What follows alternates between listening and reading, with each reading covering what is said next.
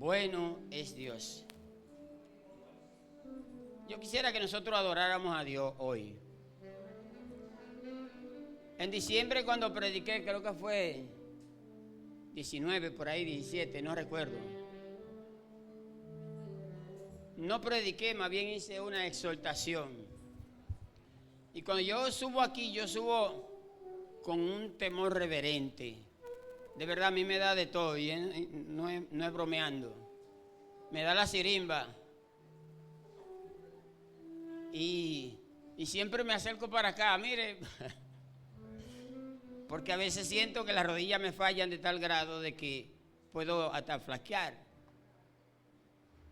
Y trato siempre de hablar cosas que yo hago, que puedo hacer y que debo hacer. Porque Jesús le dice a Nicodemo en el capítulo 3 de Juan que de lo que sabemos, de eso hablamos, y de lo que hemos visto, de eso testificamos.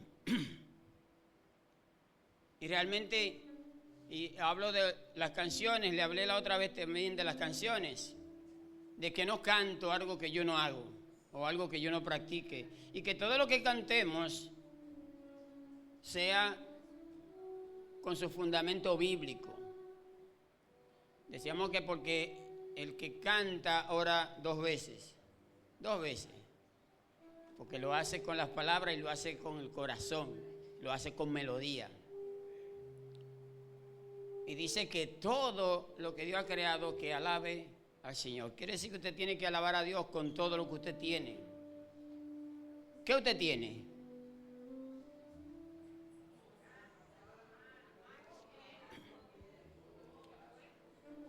Y sobre todo tiene que hacerlo de corazón. No es que nadie le tiene que decir a usted y que adore a Dios, levante sus manos. También conversamos más o menos de eso. Y de que un ejemplo que debemos aprender es en Apocalipsis, que allí hay una multitud de 50. 50 quiere decir que no se pueden contar 50, no se cuenta. Con vestiduras blancas. Y como quienes dirigían el coro, la alabanza, eran como 4 seres vivientes y 24 ancianos, o 12. ¿Eran 24 o eran 12? 24, porque representan las tribus y representan los apóstoles. Pero nosotros tenemos que saber, mis amados, hoy era un día para amonestarnos a todos. Tengo tal vez 2 meses que el Señor me está reprendiendo, me está amonestando. Y si me amonesta es para que lo amoneste a ustedes. Johnny subió ahí arriba a hacer algo y creo que se puso a hacer otra cosa. Y vio que allá arriba había, ¿qué había allá arriba, Johnny? ¿Mucha qué? Mucha vejiga. Y dice, varón, mire, ya está viviendo lo que usted le va a traer a la congregación. Como usted recibe vejiga, usted le va a dar vejiga. Pero la intención, mi amado, no es esa.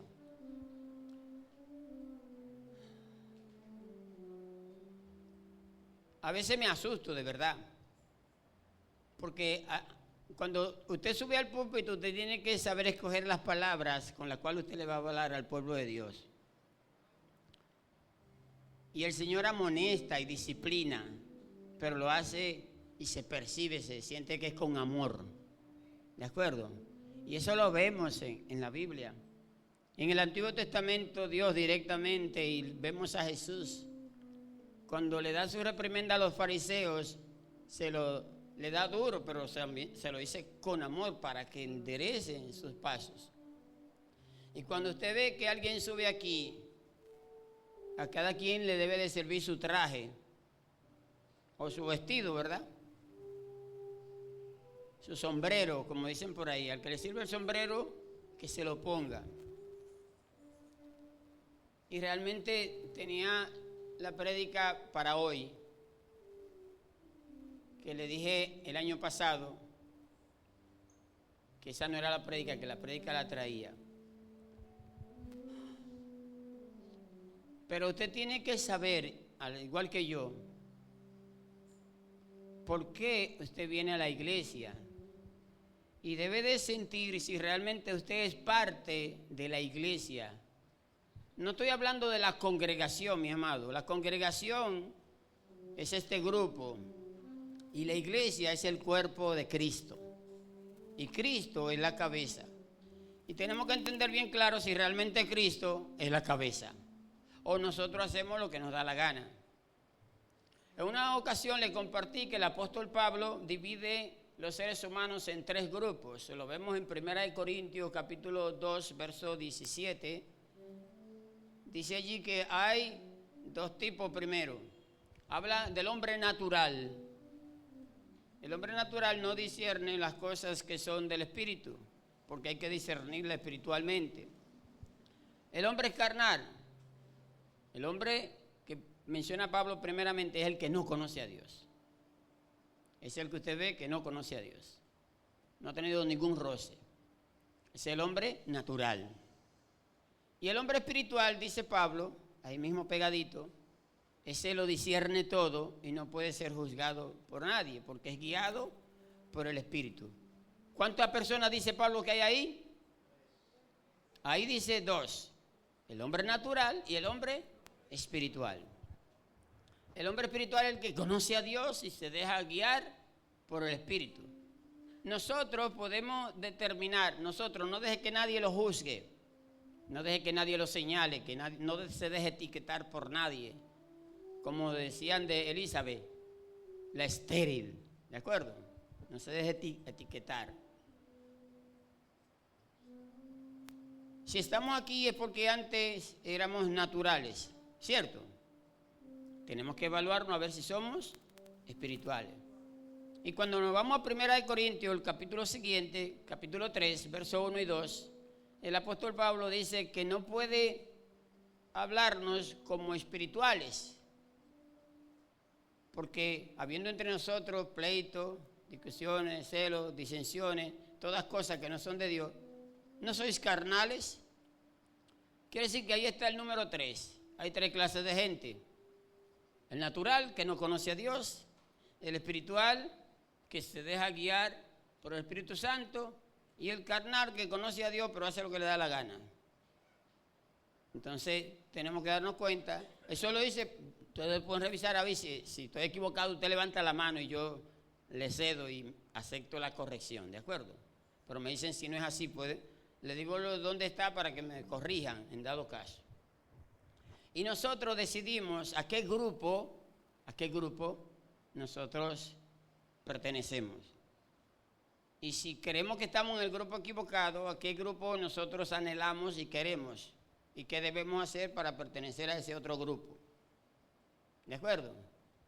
No sé si me están entendiendo. Dígame en el que me entiende.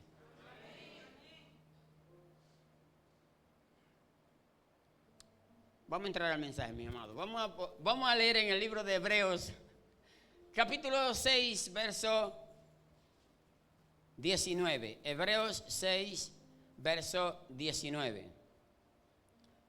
Si ustedes escuchan una palabra distinta a la que ustedes tienen ahí, es porque traje una Biblia que no es exactamente Reina Valera 60.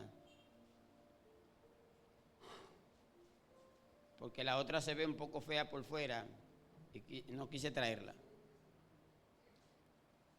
6:19 del libro de Hebreos. Recuérdense que la manera de nosotros honrar a Dios no depende de la postura, sino de la actitud de nuestro corazón. ¿De acuerdo? Usted puede estar de rodillas, puede estar de pie, como dice la Biblia, rostro en tierra, quiere decir de barriga. ¿Verdad, Edwin? Hebreos 6:19 la leemos en el nombre de Jesús. La cual tenemos como segura y firme ancla del alma. Pueden sentarse, mi amado. Así dice eso. Y dice, bueno, pero ¿de qué está hablando el hermano Julio? ¿Qué dice ese versículo? Recuerden siempre que para entender la palabra de Dios tenemos que ir al contexto, es decir, con el texto. Lo que dice antes y lo que dice después. Lo que quiere discernir un poquitito más, lean los versículos anteriores y lean los que van después.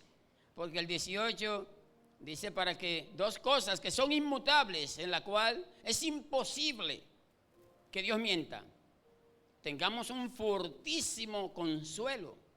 Es decir, se refiere a una garantía, ¿de acuerdo? Los que acudimos a Él buscando, ¿qué?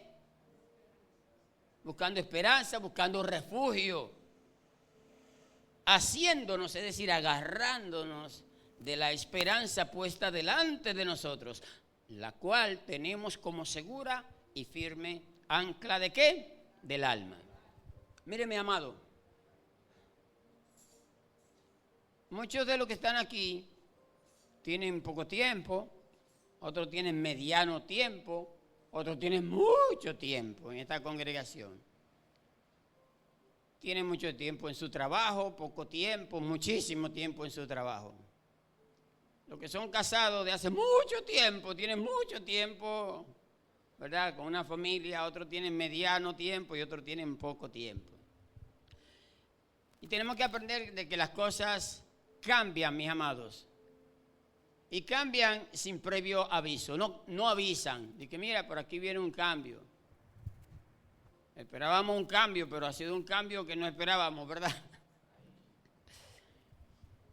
Quiere decir, un día las cosas nos parecen bien, que está todo estable, que todo está caché bombita, ¿verdad? Y al siguiente día, ya no. Las personas, tenemos que aprender que las personas cambian. Los planes cambian. Nosotros cambiamos. Si nos evaluamos como congregación, como Iglesia Evangélica Los Hijos de Sion, si nos evaluamos, nos damos cuenta que hay muchas cosas que han cambiado. Y tenemos que pensar también que nosotros, usted, señálese, nosotros hemos cambiado.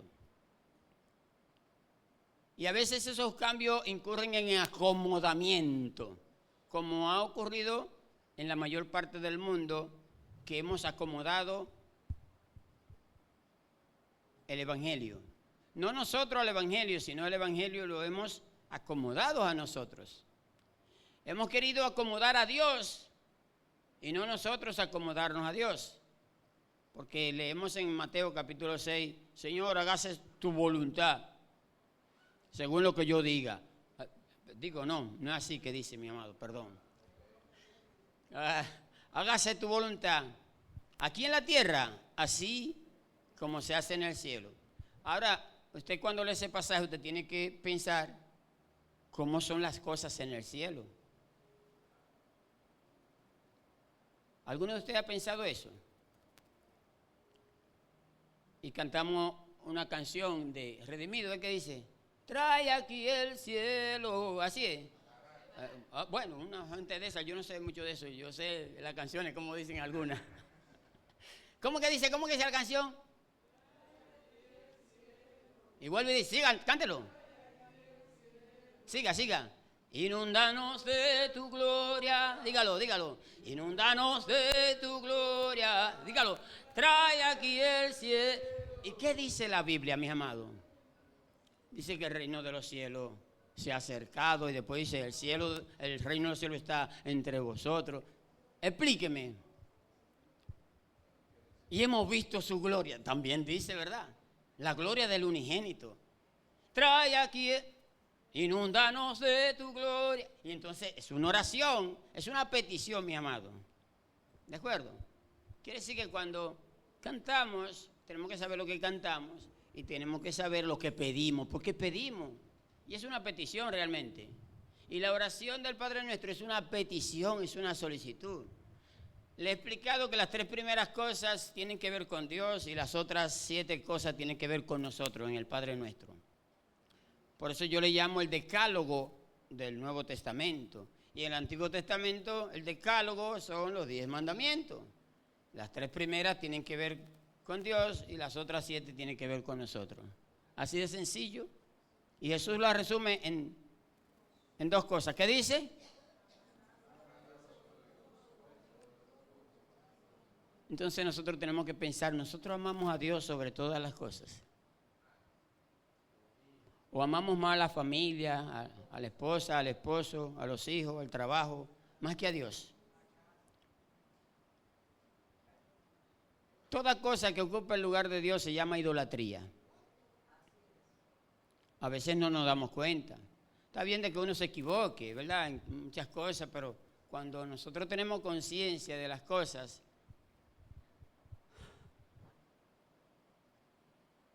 ¿cómo que dice el pasaje? Que el pueblo de Dios, si lo pensamos bien, no dice que pereció, como algunos lo leen. ¿Cómo que dice? Perece. Quiere decir que en aquel entonces perece. Hoy perece. Y mañana, ¿por falta de qué? ¿Conocimiento de qué? De conocer a Dios.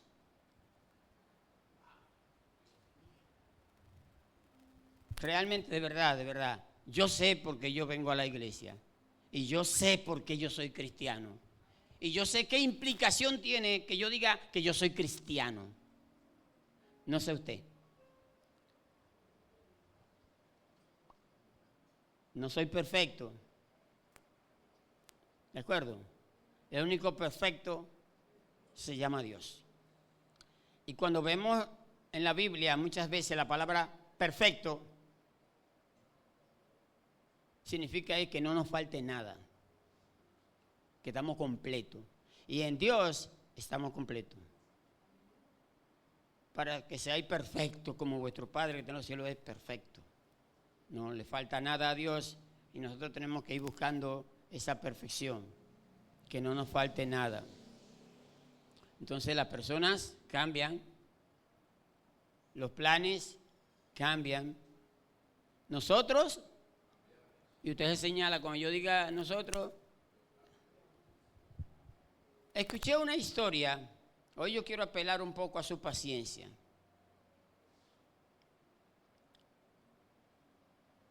Porque nosotros nos quejamos mucho.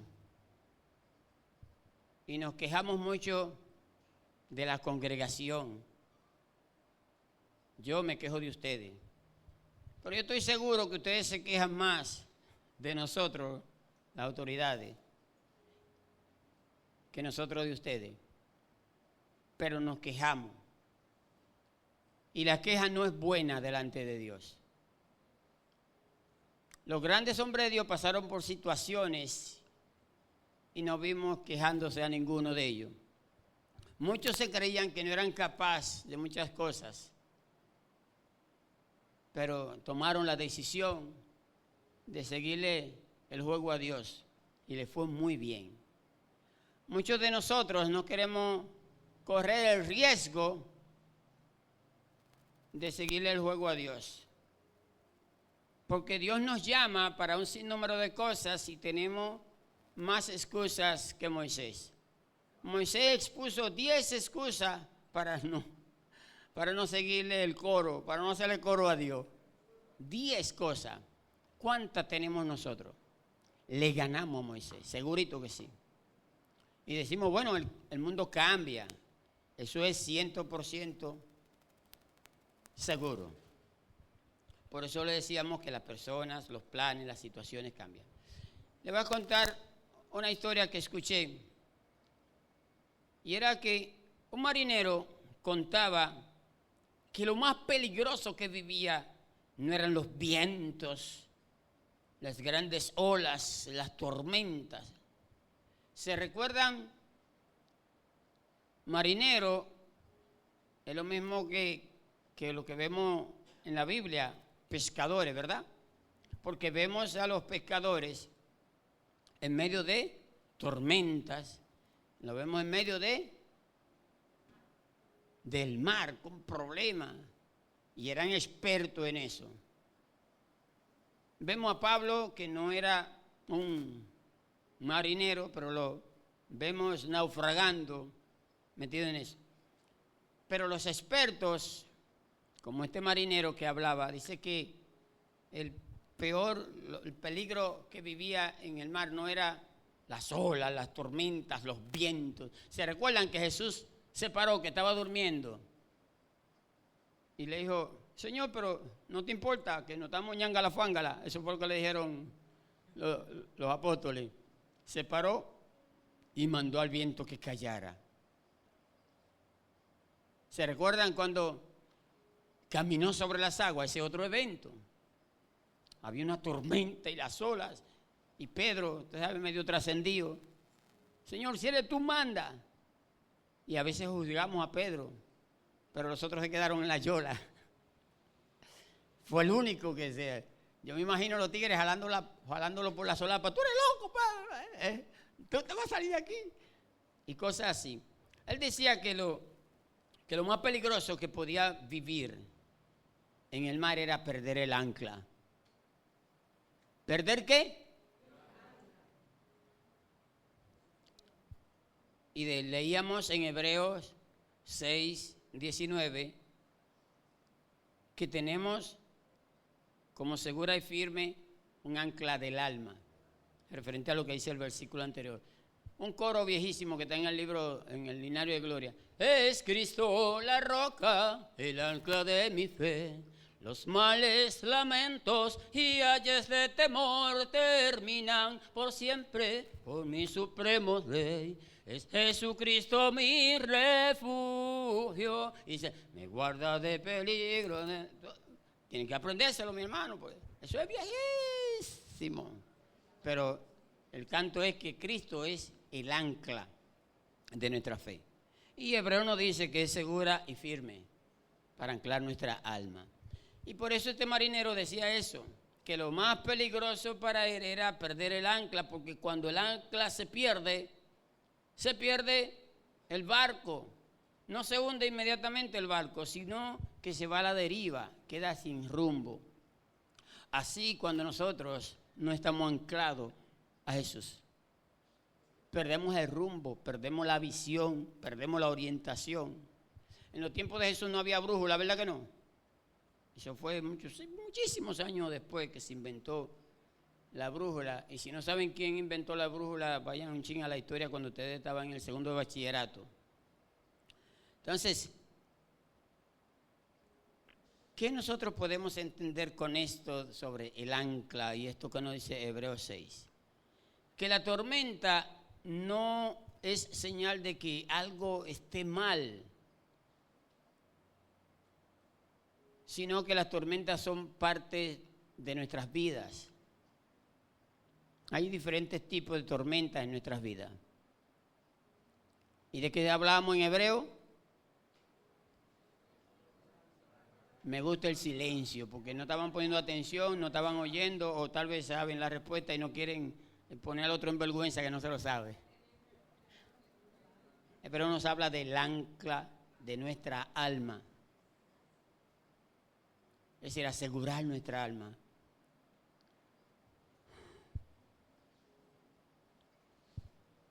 Y las tormentas son parte de nuestras vidas.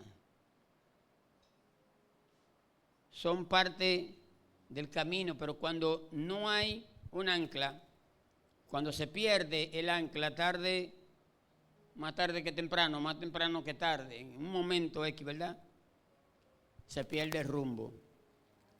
Y eso es lo peligroso para todos y cada uno de nosotros. Por eso nosotros debemos estar anclados, porque a nosotros nos pasan cosas parecidas. Si yo les cuento las tormentas que uno ha pasado antes de ser cristiano y durante hemos sido cristianos, no puedo contarles las tormentas que van a venir, ¿verdad? Porque los adivinos no entran en el reino de los cielos. Y Jesús dice que a nosotros no nos corresponde saber, ¿verdad?, la razón y las sazones. Es decir, no nos interesa, no nos importa, no nos metamos en eso, en pocas palabras, dice Jesús, ¿verdad? No te metes en eso. Entonces a veces uno se siente sorprendido, porque a veces creemos que nosotros, a título personal, creemos que estamos pasando el peor problema que todos los demás. Y tal vez sea un cachulo que usted esté pasando en comparación con el hermano Johnny, la hermana María, la hermana Delfa, ¿entiende? Pero cada quien cree que su dificultad, su problema es la más grande del mundo. Como dicen que los hijos de uno dicen que son los mejores, y la lechuza dice que sus hijos son los más bellos, ¿verdad? Los más lindos. De verdad, mi amado. Pero el asunto es tratar de no entrar en ese peligro de perder el rumbo. Defínase como cristiano sin perder el rumbo. Ánclese. Quiere decir que es peligroso. No todo lo que cambia es malo. A veces queremos y vemos cambios y creemos que los cambios son malos. Y no es que nos adaptemos a las cosas que estamos viendo. A lo que no podemos adaptarnos es a las cosas del mundo. Hemos hablado mucho de Romanos capítulo 12, verso número 2, ¿verdad? Que no nos acomodemos, no adoptemos, no cojamos la forma del mundo como actúa y anda el mundo. Sino que hagamos, ¿qué? Una renovación de nuestra manera de pensar. Que cambiemos. ¿Cuánto quieren ver mejor esta congregación? Ahí viene la pregunta dura, ¿verdad, Johnny? ¿Y qué usted está haciendo? Dejando de venir a la escuela dominical, dejando de venir al culto, dejando de participar en las cosas, no querer involucrarse, no asumir responsabilidades. Pero queremos que las cosas cambien. Y en la vez pasada, el año pasado, le estaba definiendo lo que era la locura. ¿Se recuerdan qué es lo que es la locura? La locura es usted hacer las mismas cosas todo el tiempo y esperar algo diferente. Eso es de loco, ¿verdad que sí? Eso es de loco. Entonces, yo no le estoy diciendo que ustedes son locos. Pero si usted quiere cambio, si usted quiere que las cosas mejoren, conviértase en parte de la solución y no del problema. Esta iglesia es una iglesia de amor. Y dice la palabra que por haberse multiplicado la maldad, el amor de muchos, pero no deje que el amor en usted se enfríe. No deje que mengue. Porque si mengua el amor en usted, ¿qué está menguando? No, está menguando Dios, porque Dios es amor. Cada vez que usted tiene menos amor, entonces usted tiene menos a Dios. ¿Qué dice? Tal vez yo esté equivocado, no le estoy diciendo. Eso no está escrito por ahí, porque me senté ahí arriba a escribir, porque lo que queríamos era que cantáramos, que alabáramos a Dios, que nos desintoxicáramos, que nos desenvenenáramos, ¿verdad? ¿Ustedes saben por qué Apocalipsis dice que si eres tibio te vomitaré de mi boca? Porque el agua tibia es un vomitivo, se utiliza para vomitar, para lavar, para sacar. Dale un lavado de estómago como si le metiéramos un jabón y un cepillo, chojo, ¿verdad? De lavar biberones. Entonces, nosotros tenemos que buscar la forma de desintoxicarnos, y eso lo hacemos solamente mejorando nuestra relación, nuestra comunión con Dios, anclándonos a Jesús para que no perdamos el rumbo. Y recuerden, no todos los cambios son malos. No todo cambio es una crisis. Cuando el corazón no está anclado, cualquier cambio, mis amados, va a desestabilizarnos, como esto que nos dice Hebreos 6:19. Tenemos que estar anclados. Dice que es firme, dice que es segura, y que realmente esa ancla, esa situación no depende del clima. Eso es lo que dice ahí. No depende de las tormentas. Igualmente nosotros, nuestra ancla, nuestra seguridad, nuestra firmeza no debe estar según nuestros sentimientos, nuestras emociones, nuestras situaciones. No dependemos de eso, dependemos de Dios y de sus promesas. En Dios no hay mudanza.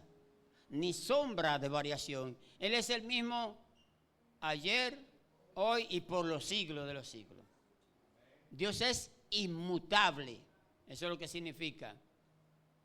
Quiere decir que lo que Jesús nos da, la palabra de Dios, es un ancla que sostiene lo que nos está diciendo Hebreos 6:19. Es un ancla que sostiene nuestro corazón cuando todo en derredor se mueve. Por esa razón, los hijos de Coré, Johnny mencionó a Coré en la escuela dominical.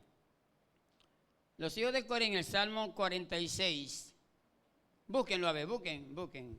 Salmo 46, dice, los hijos de Coré dicen allí que en medio de muchas dificultades, de muchísimas dificultades, dentro del medio de la tormenta, ellos estaban pasando problemas, ¿oyeron? No era de que el Niágara en bicicleta, ¿no? Era como ir de aquí a Marte nadando. Ya te puedes imaginar la dificultad que estaba pasando los hijos de Coré. Entonces los hijos de Coré, independientemente de esas dificultades que estaban pasando, escribieron ese Salmo 46. A ver, dígalo primero, ¿cómo es que dice? ¿Lo ven?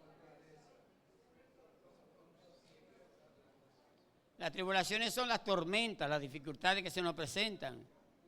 Quiere decir que allí dice que Dios es su refugio, una ayuda siempre presente en medio de las dificultades. Por eso, aunque la tierra sea removida, dice el Salmo 46, todo va a estar bien. ¿Cómo que dice? Vamos a ver, ¿se lo saben?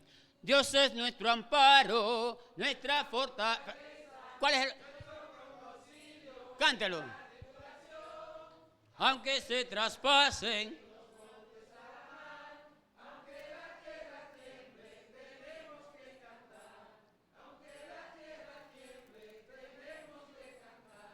El cielo y la tierra pasarán. El cielo y la tierra pasarán. Y no pasarán. Ay,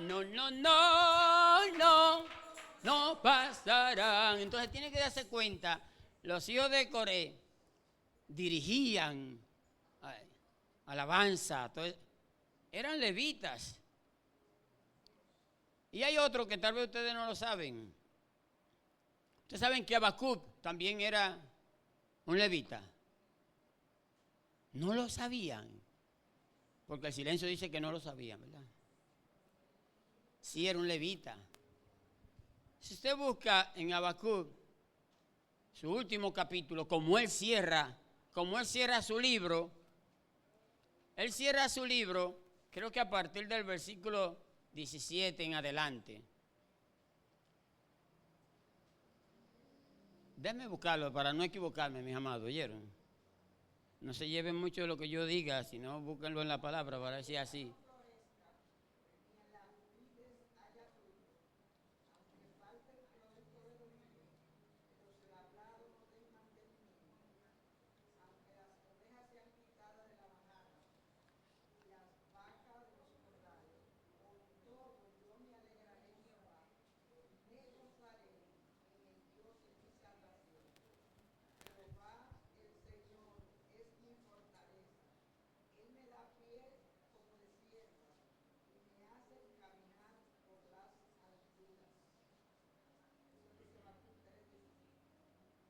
Y si vemos, dice, al jefe de los cantores. ¿Sobre qué? Sobre mis instrumentos de cuerda. Entonces tenemos que deducir de ahí que Habacuc no era cualquier cosa, no era un simple profeta, que era tal cosa, sino que era un levita. ¿Lo han oído cantado la oración?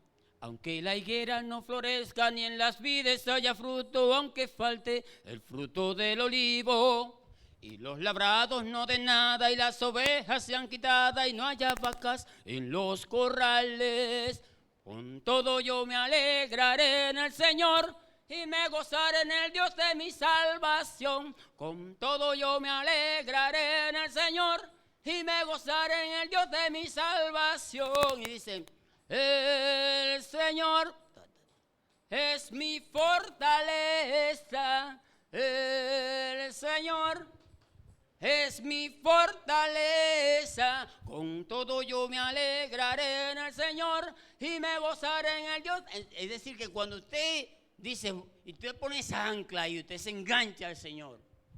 No, oye lo que dice este hombre, no aunque esté en olla, no, ni en el sartén, aunque esté en la hornilla ya, mire ahí. Con todo, yo me alegraré en el Dios de mi salvación. Mire, yo no sé cuánto le pueden dar un aplauso al Señor.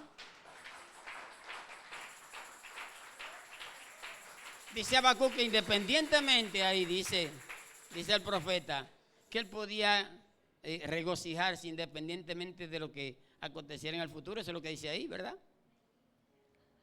Fue porque Dios, el Señor, es su fortaleza. Y si vemos en el Nuevo Testamento, vamos a ver muchísima gente.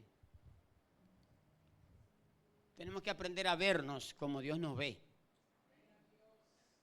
Eso es lo primero. Y después ver a los demás como Dios lo ve. Dejemos de criticar, dejemos de murmurar, dejemos de hablar del vecino que no es creyente. Le decimos ese hijo del diablo. No. Es una criatura de Dios que puede llegar a ser. El diablo no tiene hijos. ¿Ustedes sabían eso? El diablo no tiene hijos, ni sobrino tampoco.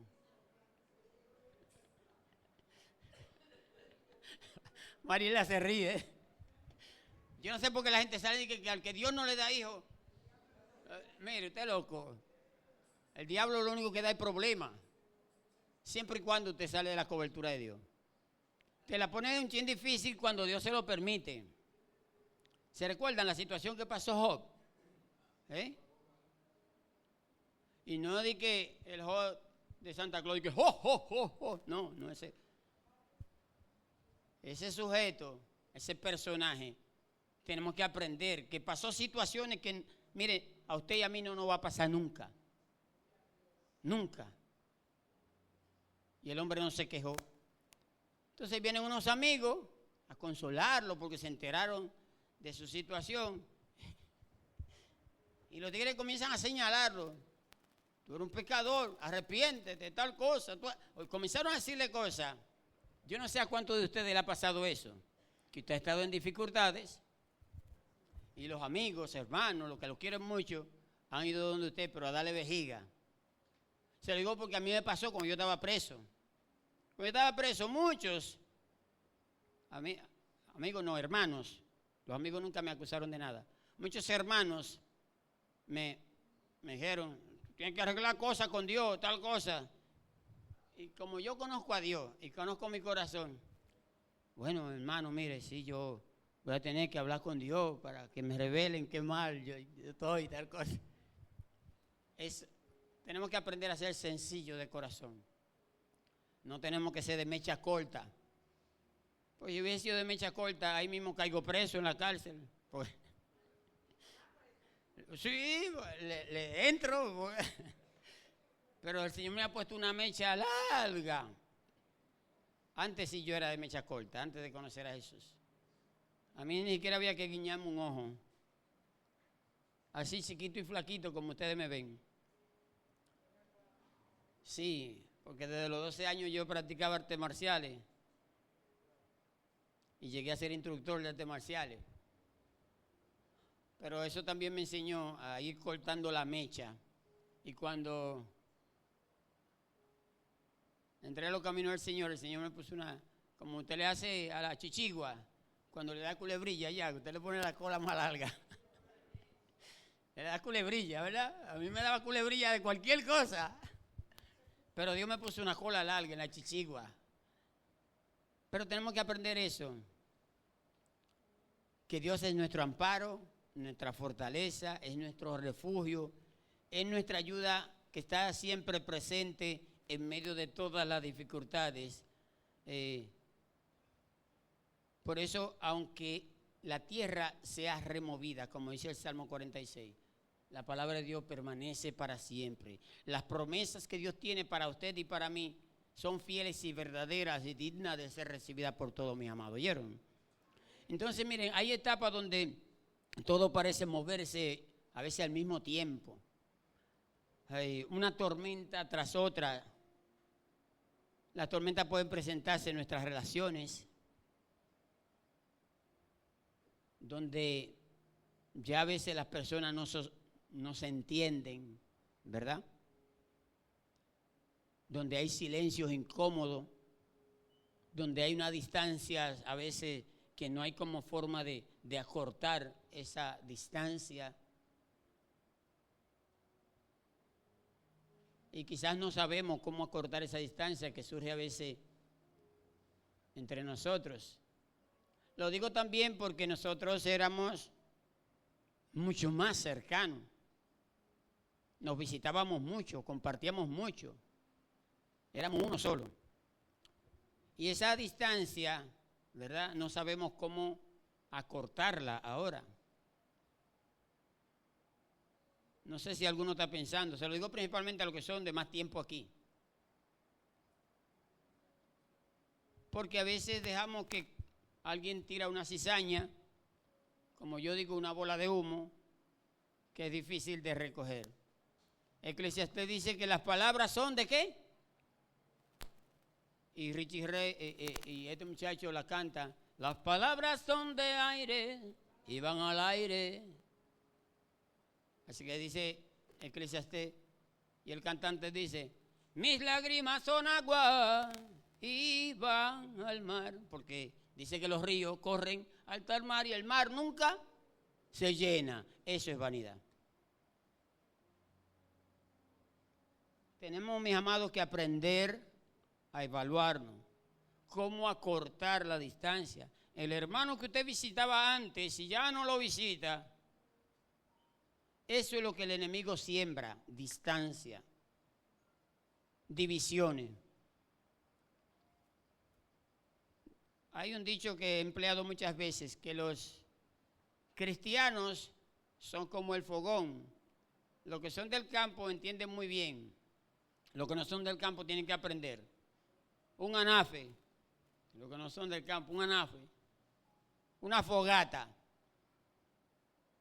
Mientras las brasas están juntas, ¿cómo está la fogata? Arde.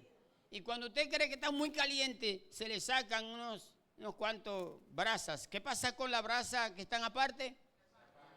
Apártese el cristiano y como brasa apartada se apagará. Entonces, por eso el amor de muchos va menguando. Porque el enemigo ha sembrado ¿qué? La distancia. Y por eso el amor se va apagando, mis amados.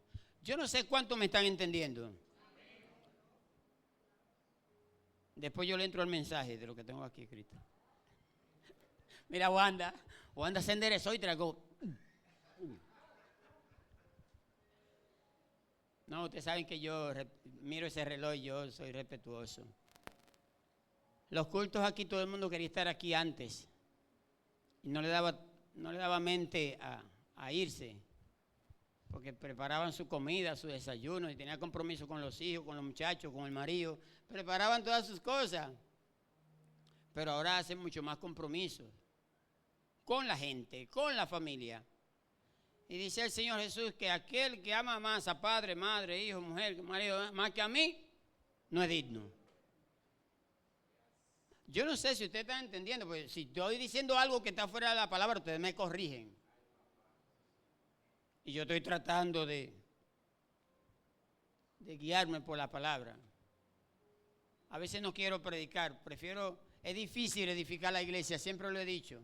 Ustedes saben de la palabra, yo prefiero en la calle, en el consultorio, cuando me entra un visitador a médico, una paciente, ¿de acuerdo?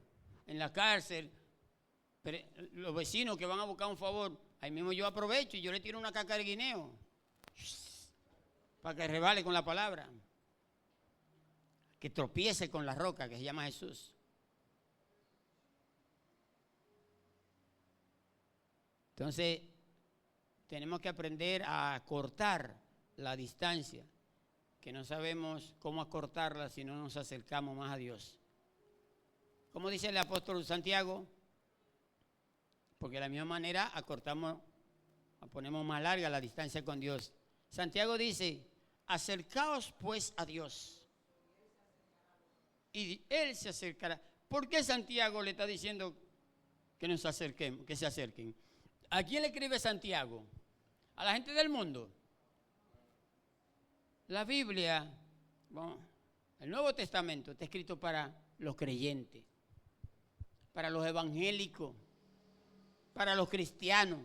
Quiere decir que todo eso boche, toda esa reprensión, toda esa dirección, todo ese consejo es para usted y es para mí. Entonces cada vez yo estoy buscando la forma de acercarme más a Dios. Y no con mi método, porque mis métodos me han fallado. Es según los métodos que Él dice, conforme a su voluntad. Y Él dice cómo acercarnos confiadamente ante el trono de la gracia. Y hemos puesto distancia entre los hermanos y por lo tanto estamos poniendo distancia con Dios, porque el hermano fue hecho a imagen de Dios. No es eso lo que debemos reflejar. A veces hay conversaciones que quedan pendientes.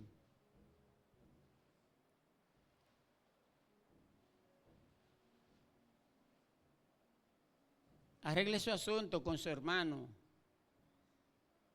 con su hijo, su hija, su papá, su mamá. Conversaciones pendientes, no la deje por mitad. Yo he visto mucha gente en los velatorios y en el entierro. Y a veces no solamente lloran por la pérdida de la persona amada. Ustedes a veces, ¿saben por qué a veces lloran? De una manera desconsolada. Es porque tenían conversaciones, asuntos pendientes.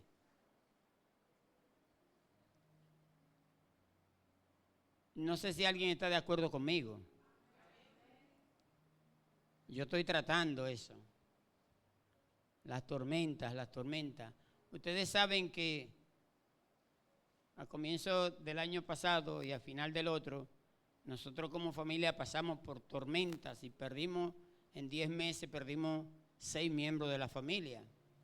Cada 3 meses y después 2 meses. Son tormentas. Que, como le decía al principio, que hoy las cosas están bien y al día siguiente cambia todo. Las cosas cambian, mis amados. Pero ¿qué nos mantiene firme? Eso, estar en el ancla de Jesucristo.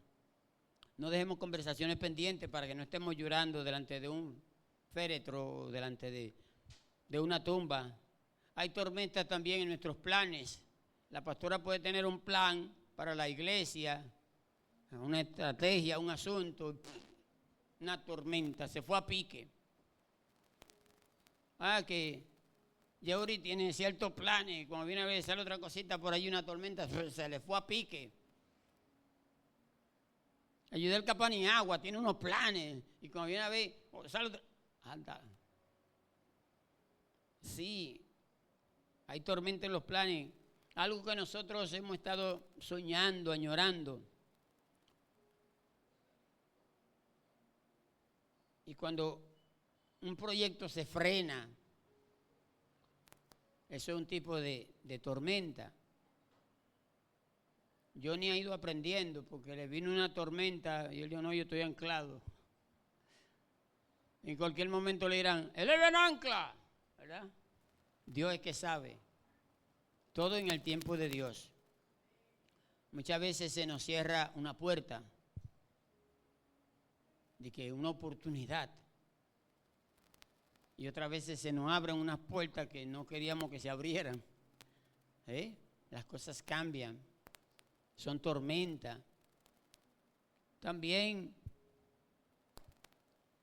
tomamos un rumbo diferente cuando las cosas cambian, pero no siempre las tormentas son para mal, le decía a un principio.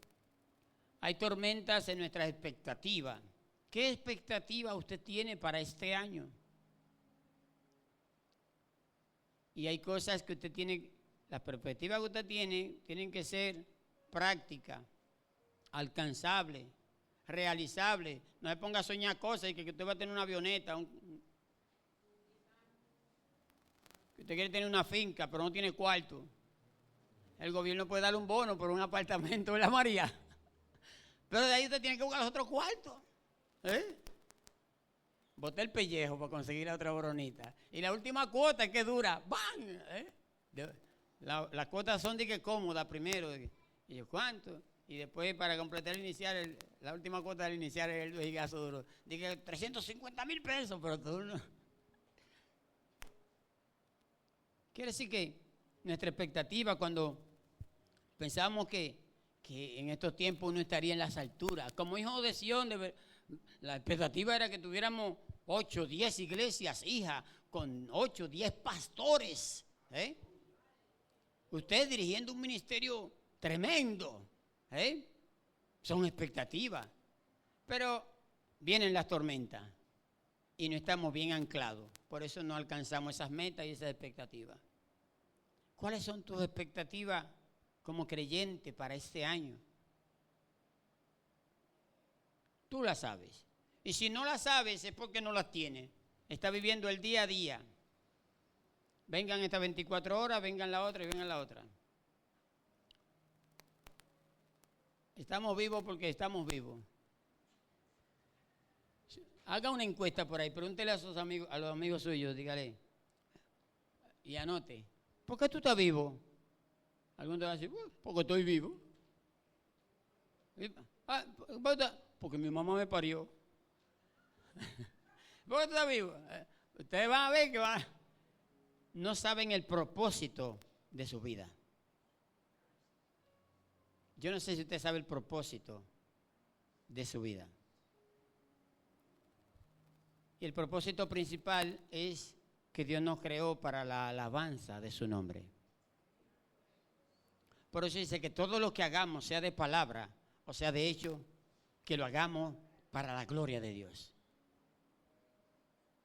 Pensemos, ¿estoy glorificando a Dios con lo que hago o con lo que dejo de hacer?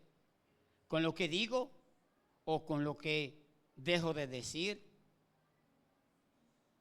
Si no nos evaluamos, mis amados, no sabemos dónde estamos parados, cuánto hemos avanzado ni para dónde vamos. En economía, en administración, eso se aprende.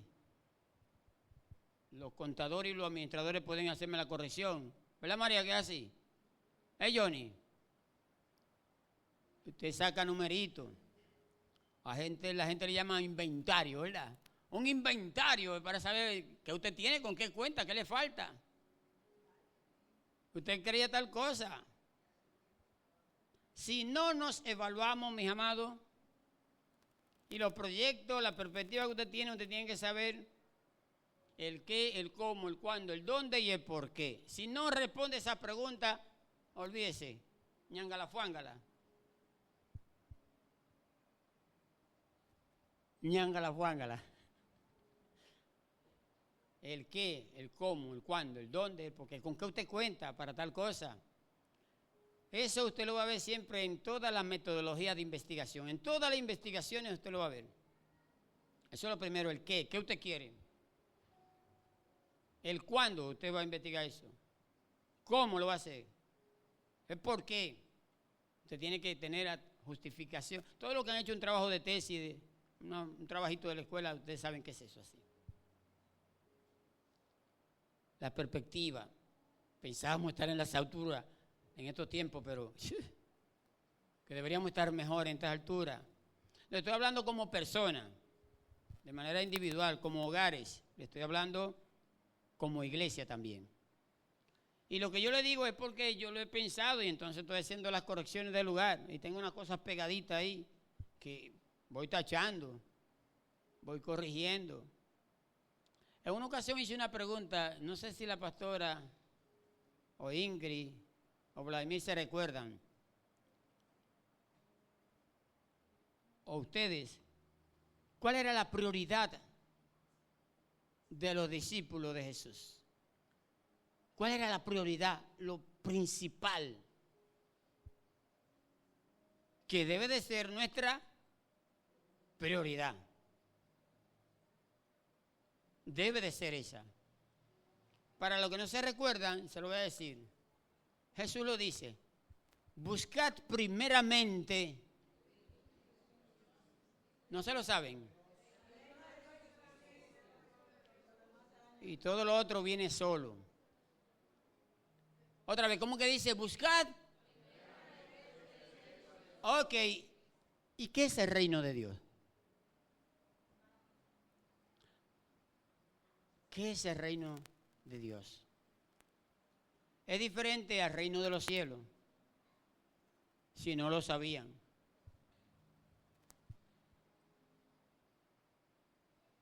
Estamos nosotros buscando, en nuestra prioridad es el reino de los cielos, porque si no, el qué, el cómo, el cuándo, el qué es el reino de los cielos. Si usted no sabe lo que es eso, usted no sabe en qué lío usted se ha metido. Hablan por ahí de que más perdido que el hijo de Limber. Después yo le voy a hacer la historia del hijo de Limber. Porque todas las cosas tienen una enseñanza. Esperamos tener una expectativa, pensamos estar a las alturas y seguimos patinando en el fango, cuando ya debimos haber subido la loma.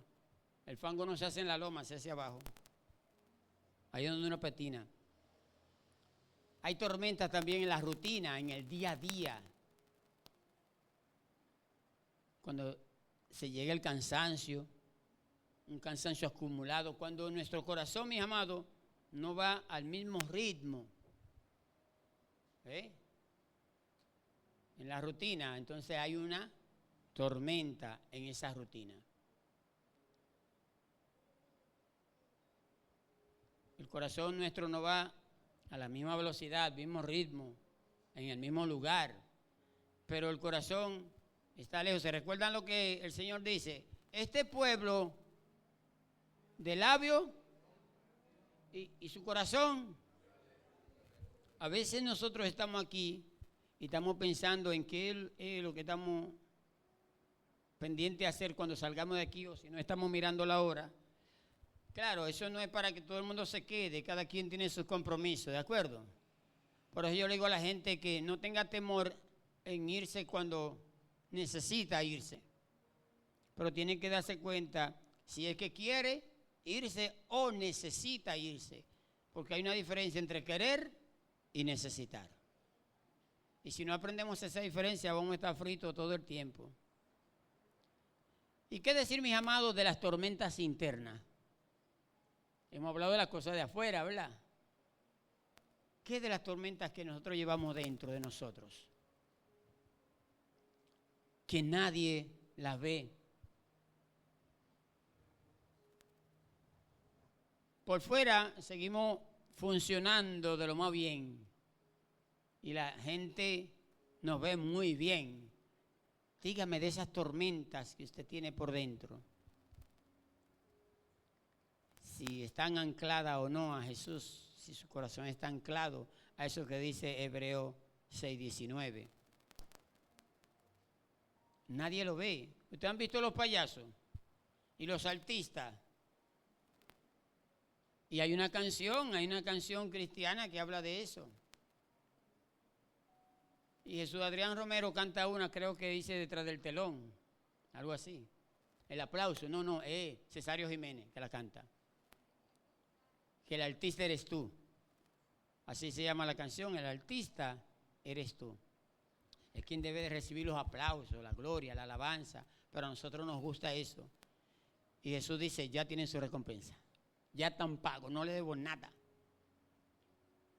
Esas cosas que van dentro de nosotros y seguimos funcionando, agotados.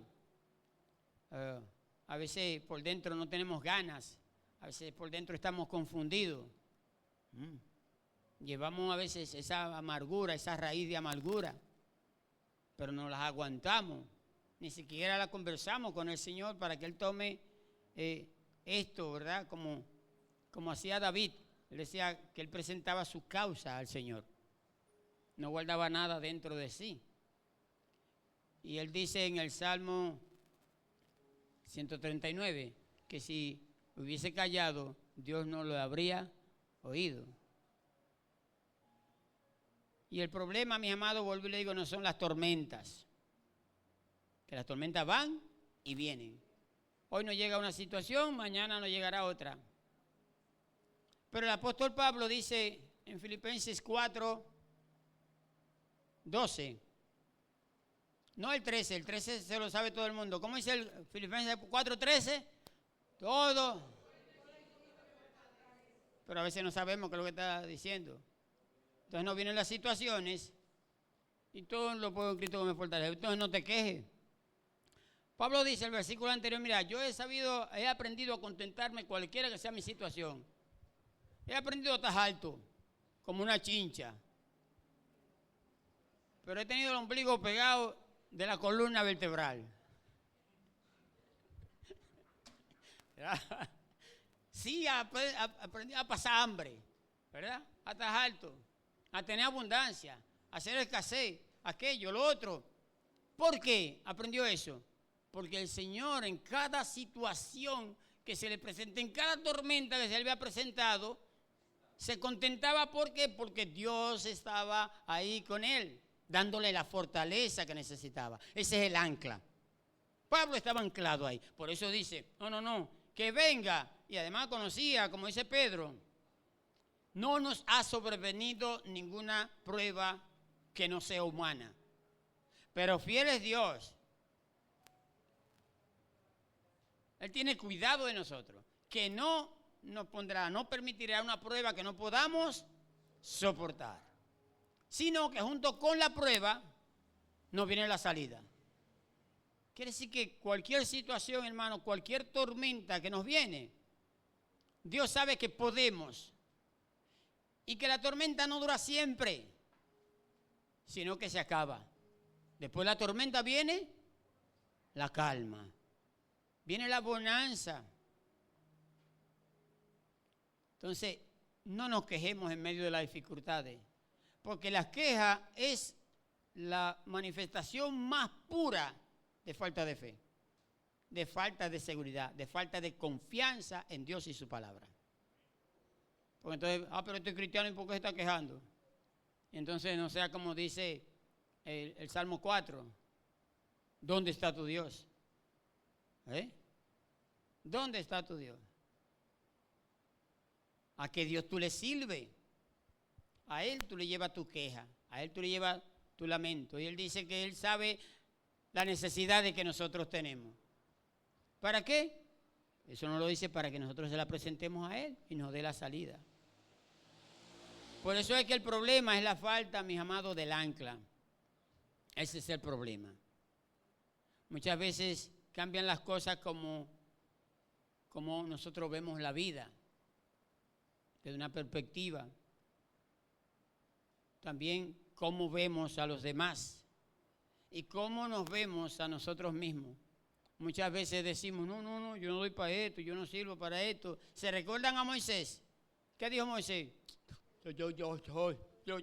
Yo ni sé hablar, yo soy tartamudo. ¿Cómo? Piensen. Ok, está bien, tú eres tartamudo. ¿Quién le dio la boca, la lengua? Y le dice todo, ¿verdad que sí? Buscó otra excusa. ¿Qué dijo Gedeón? No, ¿cómo va a ser? ¿Cómo que yo soy valiente y esforzado? ¿Qué dice Jeremías? Yo soy muy muchacho, yo estoy guerito harto de jobo, como dice. Quiere decir que tenemos que tratar de vernos como Dios nos ve. Y Dios no lo estaba alabando y exaltando a Gedeón, varón esforzado, valiente. No, era lo que Dios estaba viendo en él. De Juan el Bautista, ustedes lo han visto, ¿verdad? Un tipo que andaba con miel, con cosas, con unos trapos rarísimos. ¿Y qué dice? Que de mujer no había nacido uno como Juan el Bautista. Oiga, usted Usted se pone a pensar eso, ¿eh? Dice, mira, aquel concepto tenía Dios de Jesús de Juan el Bautista, ¿eh? ¿Qué concepto usted cree que Dios tiene de usted? ¿Qué concepto usted cree que Jesús tiene de usted? Y nos podemos agarrar de ese mismo pasaje. Dice que cualquiera de estos mis pequeños es más grande que Juan. ¿No lo han leído eso ustedes? Léanlo. Y entonces tenemos que pegarnos, afianzarnos de ese concepto que Dios tiene de nosotros.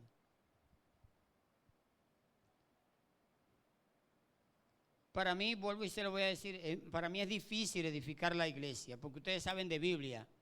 Por eso prefiero hablarle a alguien que no sabe de Biblia. Es más fácil predicarle a los inconversos, hermano. Y predicar es hablar a favor de Dios y en contra del diablo. Ya eso es predicar, ya. Te va a predicar la cosa buena que dice Dios y la cosa que hace el diablo en contra de eso. Eso es predicar. Pero ese es el concepto.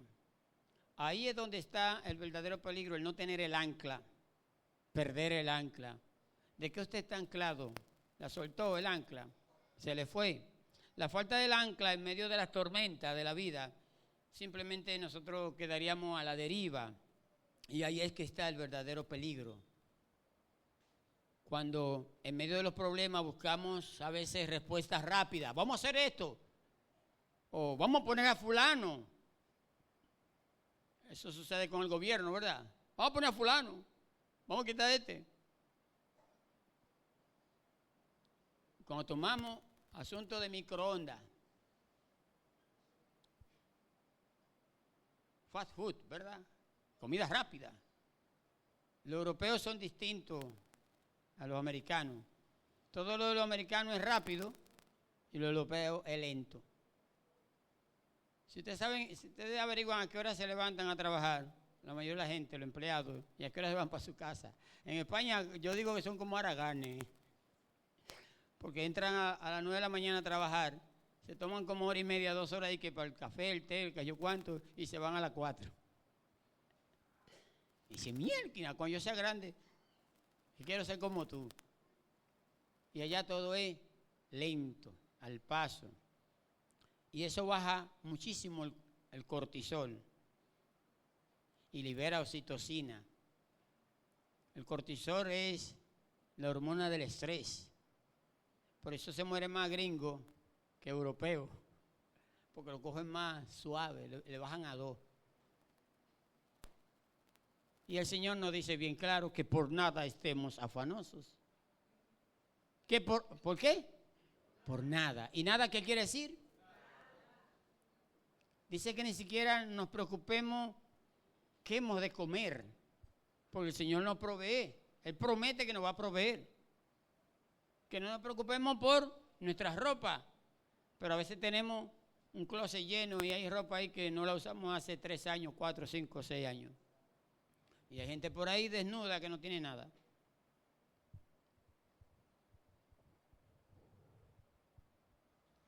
Salida rápida. Pero tenemos que buscar algo que no dependa de las circunstancias.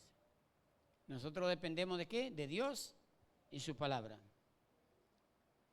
Entonces es ahí cuando Dios entra. Es ahí donde Dios entra. Porque una de las verdades más poderosas que nosotros encontramos en la Biblia fue la que le mencioné ahorita, que es que Dios no cambia. Las circunstancias cambian. Las personas cambian, las emociones cambian, suben, bajan. A veces creemos que porque tenemos una posición, un puesto, somos mejor que el otro. No, simplemente la gracia del Señor. Yo le doy gracias a Dios que yo tengo un empleo, porque hay muchísimos médicos que son mejores que yo y no tienen empleo. Es por mi mérito que tengo empleo. No, por la gracia de Dios. ¿Usted cree que el empleo que usted tiene porque usted es el mejor de la bolita del mundo? No, es por la gracia de Dios. Porque hay 1000 gente que son mejores que usted y mejores que yo. Pregúntale a María a ver cuántos abogados hay mejores que ella.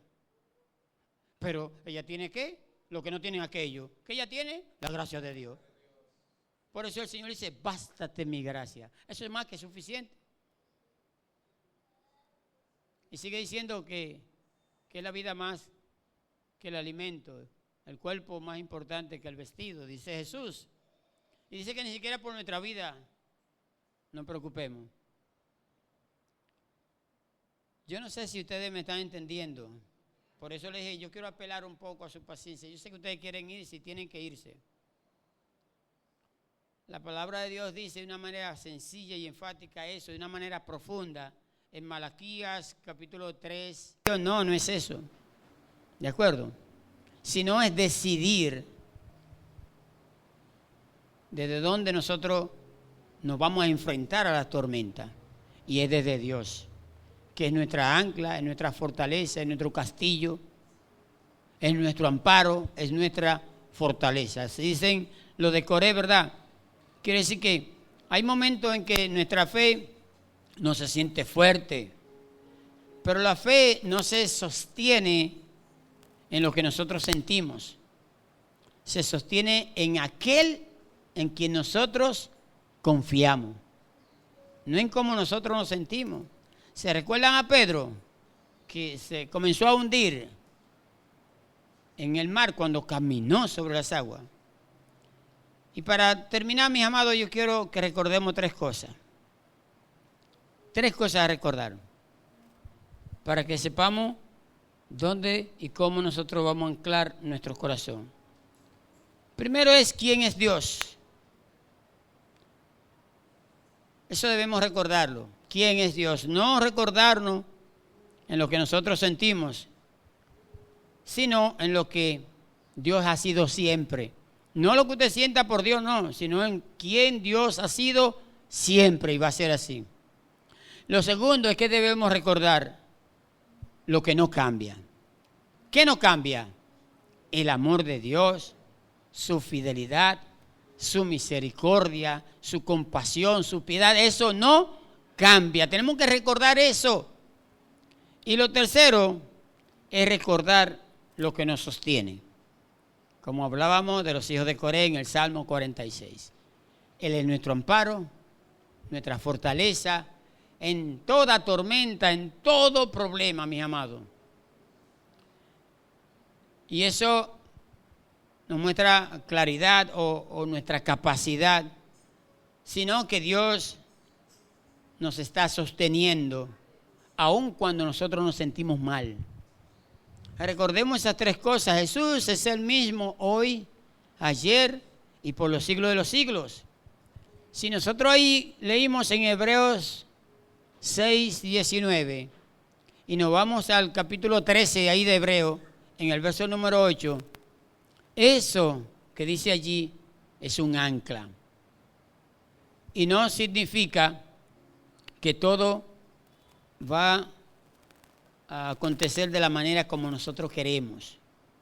No es que todo se va a acomodar de una vez.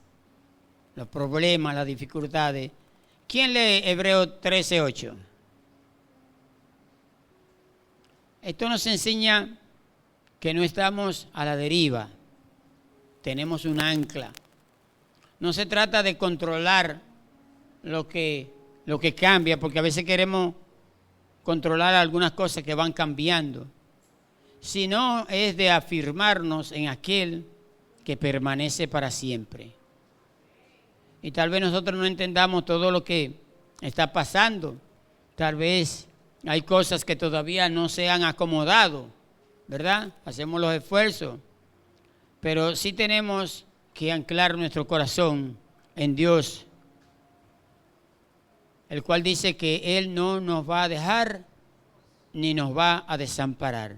Vamos a leer Hebreos 13:8 para que nos vayamos en el día de hoy. Concluyamos ahí, hermana, diga fuerte, de una manera fuerte.